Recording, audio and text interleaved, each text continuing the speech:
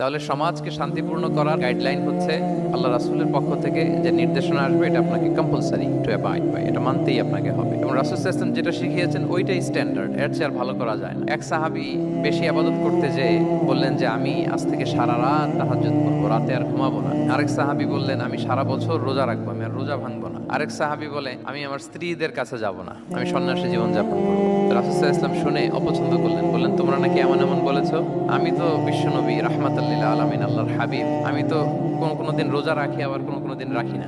সোম বৃহস্পতিবারে রাখি, অন্যান্য দিন তো রাখি না। আবার রাতে আমি ঘুমাই, আবার তাহাজ্জুদও করি, আবার আমি স্ত্রীদের সাথেও মেলামেশা করি। তো আমার এই ব্যালেন্স লাইফ লিড করেও তো আমি আল্লাহর শ্রেষ্ঠ হতে আমার কোনো সমস্যা হয় নাই, তোমাদের কি সমস্যা হলো? সুবহানাল্লাহ। দেখেন, ইসলাম খুব ব্যালেন্সড অ্যাপ্রোচে বিশ্বাস করে, ভারসাম্যপূর্ণ জীবন বিধান। তার মানে রাসূল সাল্লাল্লাহু আলাইহি ওয়াসাল্লাম যেটা শিখিয়েছেন ওইটাই স্ট্যান্ডার্ড। আপনি কি রাসূল সাল্লাল্লাহু আলাইহি ওয়াসাল্লামের চেয়ে বেশি মুত্তাকি হতে পারবেন? বুঝে থাকলে আওয়াজ করে বলুন, আল্লাহ রাসূলের চেয়ে বেশি বুজুর্গ হওয়া সম্ভব? মুত্তাকি হওয়া সম্ভব? আল্লাহওয়ালা হওয়া সম্ভব? তিনি যেটা শিখিয়েছেন ওইটাই স্ট্যান্ডার্ড। তাহলে আল্লাহ রাসূলের চেয়ে বেশি বোঝা চলবে, ওনারা যে নির্দেশনা দিয়েছেন সেটা মানলেই জীবনের সুখ।